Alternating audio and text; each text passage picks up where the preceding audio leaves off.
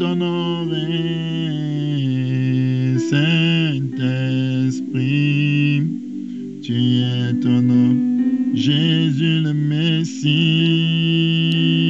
Jésus le Messie, tu es honoré. Jésus le Messie, Jésus le Messie, tu es Jésus mon roi. Esprit de Dieu, tu es honoré. Bonjour, bienvenue dans notre émission Le Pain Vivant Quotidien. Aujourd'hui, nous sommes samedi, le 6e jour d'après, je dis toujours d'après le calendrier gréco-romain, parce que le calendrier grec est différent du calendrier juif. Le 7e jour chez les juifs, c'est le samedi plutôt, non, le jour du sabbat, c'est samedi chez les juifs. Alors que chez nous, les païens, on a un calendrier romain. Donc chez nous, le 6e jour de la semaine, c'est samedi.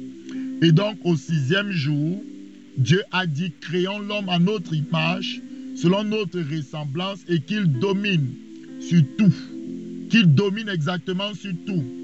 Et dans Somme 8 qu'on avait lu dernièrement, David dit, mais qu'est-ce que l'homme?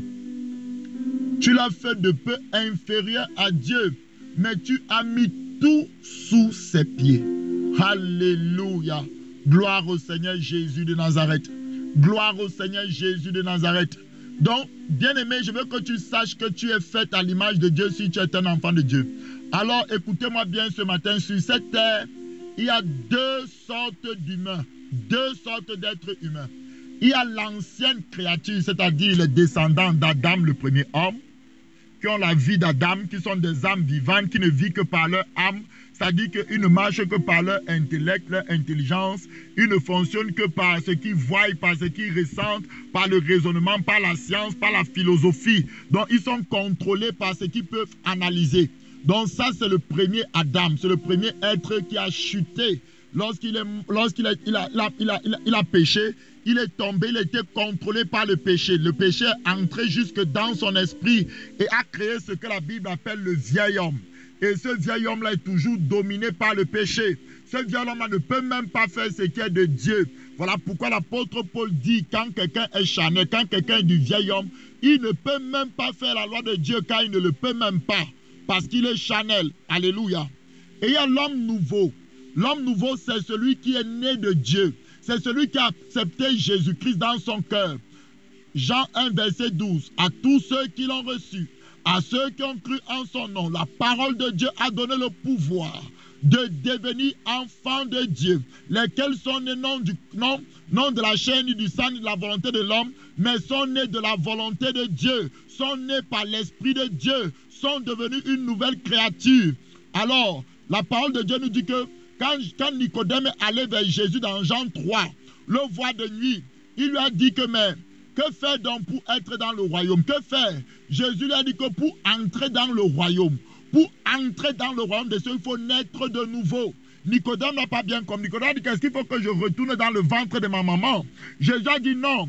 Toi, tu es né de la chair, c'est-à-dire que tu es un descendant d'Adam. C'est-à-dire qu'à cause du péché, tu es un être charnel. Genèse 6, là-bas, lorsque Dieu est venu contester avec l'homme en disant que mon esprit ne restera pas toujours dans l'homme, parce que tout ce qu'il fait, l'homme n'est que chair, c'est-à-dire qu'il fait que du mal. Je vais limiter ses jours à 120 ans. Vous vous rappelez dans Genèse 6, pour aller lire là-bas.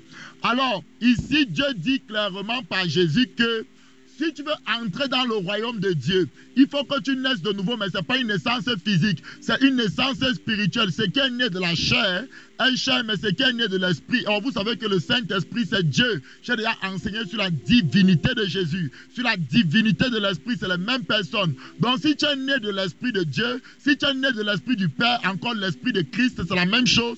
Alors, tu es né de Dieu, tu es un enfant de Christ ou un enfant de Dieu. C'est la même chose. Tu es un enfant de lumière ou un enfant du jour. C'est la même chose. Donc, tu es lumière. Alors, quand tu nais de Dieu, ton esprit est régénéré. La Bible dit que c'est Pierre qui nous dit cela, que nous avons été régénérés par la parole vivante et permanente de Dieu. Non pas une semence corruptible, mais une semence incorruptible. Donc de même que le péché était entré jusque dans l'esprit de l'homme, de même la parole de Dieu en disant la vie éternelle est entrée dans l'esprit de l'homme et a régénéré cet esprit. Donc l'homme a trois parties en lui. L'homme a l'esprit, l'homme a son âme, et l'homme a son corps physique. Alors la nouvelle naissance a eu lieu au niveau de ton esprit. Voilà pourquoi on dit qu'il faut que tu naisses d'en haut. Dans d'autres versions, on ne dit pas naître de nouveau, on dit naître d'en haut. On dit que le soleil levant nous a visités d'en haut. Donc la naissance d'en haut, c'est ton esprit, c'est les eaux d'en haut. Genèse 2, je vous ai montré que l'épée va séparer les eaux d'en bas et les eaux d'en haut. Hébreux 4, 12 nous dit que la parole est une épée vivante qui sépare l'âme de l'esprit. Donc les eaux d'en haut, la naissance d'en haut, c'est ton esprit. Donc ton esprit a été régénéré. C'est ce qu'on appelle la nouvelle naissance. Tu es une nouvelle créature, c'est ton esprit qui a été transformé. De même que le péché était entré dans l'esprit d'Adam, et il est devenu le vieil homme. De même, la vie de Dieu, ce que la Bible appelle la vie éternelle. Quand on dit que celui qui a le Fils a la vie éternelle, celui qui n'a pas le Fils n'a pas la vie éternelle. Donc, la vie éternelle est entrée dans ton esprit et a régénéré ton esprit, a rendu ton esprit conforme à l'esprit de Jésus. Et il est écrit donc que tel il est, c'est-à-dire que dans son esprit, tel nous sommes dans notre esprit, c'est-à-dire nous, la nouvelle créature, nous sommes à son image, dans notre esprit. Alors si maintenant tu as le même esprit que lui, si tu as été régénéré et que ton esprit est identique à l'esprit du Seigneur, alors tu es capable de faire les mêmes œuvres qu'il a faites. Tu es capable de faire les mêmes œuvres qu'il a faites. Alors on va se positionner dans 2 Corinthiens 5, verset 17. C'est le dernier verset que je vais lire pour aujourd'hui. 2 Corinthiens 5, verset 17. La Bible nous dit clairement ici, si quelqu'un est en Christ, il est une nouvelle créature. Tu m'écoutes? Donc ton esprit a été régénéré. Maintenant ton esprit est né de nouveau. Ton esprit a été vivifié. Ton esprit est un avec l'esprit du Seigneur. La Bible dit que celui qui s'attache au Seigneur, un seul esprit avec lui. Donc tu es une nouvelle créature. Et la parole dit que les choses anciennes sont passées. Le vieil homme est passé. Donc le vieil homme, ton esprit qui était vieux, qui était le vieil homme qui était dominé par le péché a été détruit dans ton esprit. Donc Jésus est venu dans ton esprit, la vie éternelle est entrée dans ton esprit et a délogé le péché. C'est là où on dit que le péché a été ôté du monde. Voilà, c'est là-bas. Donc le péché a été détruit dans ton esprit. Maintenant, le péché ne peut plus dominer sur toi. Ton esprit est maintenant rempli de la vie éternelle. La vie éternelle, ce n'est pas le fait de vivre longtemps. C'est le fait d'avoir la même vie que Dieu a. Tu es capable de faire ce que Dieu a. Voilà pourquoi la Bible dit que tout est possible à celui qui croit. Rien n'est impossible à Dieu et tout est possible à celui qui croit. C'est-à-dire que celui qui croit en Christ aura la même vie que Dieu a. Il peut fonctionner comme Dieu, il peut parler comme Dieu, il peut agir comme Dieu. Mon temps pour la première partie de cette émission est épuisé. On va voir dans la seconde partie le baptême du Saint-Esprit. Soyez bénis après une petite pause de quelques secondes.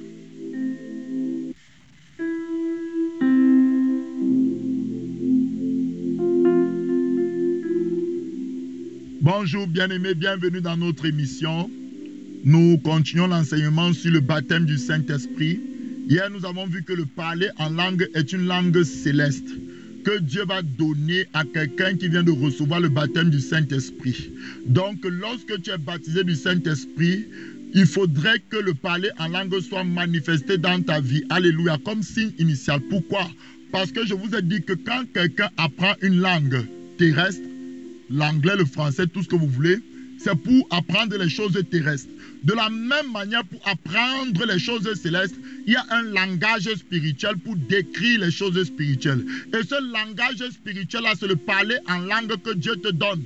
Bien que tu ne comprends pas ce que tu dis des mystères. Ces mystères-là sont les mystères des choses qui sont dans les cieux. C'est-à-dire que c'est l'homme nouveau, c'est ton esprit régénéré dont j'ai parlé dans la première partie de cette émission. C'est ton esprit né de nouveau, c'est ton esprit qui a reçu la vie éternelle, qui se met à parler le langage de Dieu. Et la Bible dit que lorsque tu parles en langue, ce n'est que Dieu qui te comprend. Ce n'est que Dieu qui entend ce que tu dis parce que tu es de la race de Dieu. Tu es de la catégorie de Dieu. Même les démons ne comprennent pas ce que tu dis. Même les anges ne peuvent pas comprendre facilement. C'est un langage codé. C'est un langage que tu parles directement à ton Père céleste. Alléluia. Il est très important de désirer non seulement le baptême du Saint-Esprit, mais avec le parler en langue. Alors aujourd'hui, je voulais traiter le fait, que faire pour être baptisé du Saint-Esprit, comme on a dit. Tu acceptes le Seigneur Jésus comme ton Seigneur et ton Sauveur de tout ton cœur, parce que le Saint-Esprit vient sur ses enfants. Dieu donne le Saint-Esprit à ceux qui lui obéissent, c'est ce que Pierre nous dit dans Actes, c'est clair et net. Le Saint-Esprit ne va pas venir sur quelqu'un qui n'a pas accepté Jésus, non. Il faut la repentance. Il faut accepter le Seigneur pour que le Saint-Esprit vienne te baptiser. Ça, c'est de 1. 2, regarde. Les disciples étaient nés de nouveau. Mais pour recevoir le Saint-Esprit, il faut avoir soif. Va te positionner dans Jean 7. Jean 7, verset 37.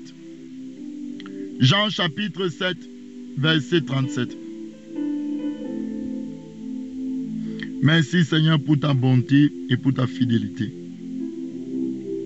La parole de Dieu nous dit clairement ici que le dernier jour, le grand jour de la fête, Jésus se tenant debout, s'écria, si quelqu'un a soif, marque dans ta Bible le mot soif. Si quelqu'un a soif, qu'il vienne à moi et qu'il boive. Donc toi qui as soif, va à Jésus et qu'il boive. Il boit quoi? Celui qui croit en moi, voilà ce qu'il a bu là. Quand tu bois, des fleuves d'eau vive couleront de son sein, comme dit l'Écriture, verset 38. Verset 39 dit, il dit cela de l'Esprit que devaient recevoir ceux qui croiraient en lui. Donc, quand tu crois en Jésus, tu es déjà positionné pour recevoir le baptême du Saint-Esprit. Mais pour recevoir le baptême du Saint-Esprit, ce n'est pas gratuit. Il faut le désirer. Il faut avoir la soif dans ton cœur. C'est ce que Jésus dit ici. Celui qui a soif, dont la clé c'est la soif, par exemple, pour te convertir, pour recevoir le baptême. Vous avez dit, il y a une différence entre le fait de naître de nouveau et être baptisé du Saint-Esprit. Naître de nouveau, quelqu'un vient te prêcher de Jésus, ton cœur est touché par le Saint-Esprit, tu confesses tes péchés, tu acceptes Jésus. Là, tu reçois le Saint-Esprit en tant que personne dans ta vie. Donc le Saint-Esprit vient, la personne du Saint-Esprit vient en toi. Ça c'est bon. Il régénère ton esprit. Tu as un seul esprit avec lui, tu es né de nouveau. Première étape. Pour être baptisé du Saint-Esprit maintenant, c'est que ton esprit sera immergé dans le Saint-Esprit. Ça c'est différent. Ça c'est ton esprit sera immergé sera revêtu de sa puissance. Immergé par sa puissance. Pour ce deuxième cas-là, il faut faire quoi? Il faut avoir soif. Voilà pourquoi Jésus, quand il apparaît à ses disciples dans Jean 20, il souffle sur eux, ils reçoivent le Saint-Esprit, ils naissent de nouveau. Pierre naît de nouveau, les 12 disciples naissent de nouveau, mais ils ne sont pas encore baptisés du Saint-Esprit. Après, Jésus les apparaît plusieurs fois. Après, maintenant, c'est 10 jours plus tard. 10 jours de prière, 10 jours de soif, 10 jours où il demande l'Esprit. Dieu dit, attendez, demandez l'Esprit, il viendra. Les disciples attendent et commencent à prier. Nous dit la parole. Donc, comment encore pour s'accorder, pour demander l'Esprit de Dieu. Et au bout du 10e jour, après le départ de Jésus, dans le 50e jour, le Saint-Esprit descend. Donc, même les disciples du commencement n'ont pas reçu le baptême du Saint-Esprit comme ça. Ils sont nés de nouveau comme ça, oui. Jésus a soufflé sur eux. Ils n'ont eu rien à faire, ils ont seulement reçu. Mais pour le baptême du Saint-Esprit, ils ont dû prier. Donc, ils ont dû manifester leur soif. C'est la même chose ici. Celui qui a soif doit aller au Père pour être baptisé du Saint-Esprit. Va dans Luc 11. Luc 11, la Bible nous dit quelque chose d'intéressant là-bas dans Luc 11. Luc 11, à partir du verset 13. Mais avant même d'aller au verset 13, on peut lire le verset à partir du verset 5. Les disciples sont venus dire au Seigneur, apprends-nous à prier. Il leur dit encore, si l'un de vous a un ami, qu'il aille le trouver au milieu de la nuit pour lui dire, ami, prête-moi 3 pains, car un de mes amis est arrivé de voyage chez moi et je n'ai rien à l'offrir. Et si de l'intérieur de sa maison, cet ami lui répond, ne m'importune pas, la porte est déjà fermée, mes enfants et moi sommes au lit, je ne puis me lever pour te donner des pains. Je vous le dis, même s'il ne se levait pas pour lui donner parce que c'est son ami, il se lèverait à cause de son importunité et lui donnerait tout ce dont il a besoin. Et moi, je vous dis, demandez et l'on vous donnera. Cherchez et vous trouverez. Frappez et l'on vous ouvrira. Car quiconque demande reçoit. Celui qui cherche trouve. Et on ouvre à celui qui frappe. Écoute le verset 11. Quel est parmi vous le père qui donnera une pierre à son fils s'il lui demande du pain? Ou lui donnera un poisson s'il lui demande un serpent? Ou lui donnera-t-il un poisson? Lui donnera-t-il un serpent au lieu du poisson? Ou s'il demande un œuf, lui donnera-t-il un scorpion? Verset 13. Si donc, écoute le verset 13. Si donc méchant comme vous l'êtes, vous savez donner de bonnes choses à vos enfants, à plus forte raison, le Père Céleste donnera le Saint-Esprit à ceux qui le lui demandent. Ici, nous parlons du baptême du Saint-Esprit, dont les disciples ont patienté pendant 10 jours, dans la prière, dans l'attente, dans la demande. Pour recevoir le baptême, mon frère, la puissance de Dieu, il va falloir que tu montres ta soif. C'est pourquoi Jésus a dit que celui qui a soif, qui vient à moi. Donc il faut que tu demandes. Dieu dit qu'il va te donner ce qu'il a de plus précieux. Ce qu'il a de plus précieux, c'est lui-même, c'est l'Esprit du Père. C'est le Saint-Esprit qui va descendre cette fois-ci pour te revêtir. Il ne va pas descendre simplement pour être en toi. Il est déjà en toi, mais cette fois-ci, il descend pour te revêtir de puissance. Gloire à Dieu, on va s'arrêter ici et maintenant. On se retrouve demain. Que la gloire de Dieu soit sur vous. Mon temps est terminé au nom de Jésus.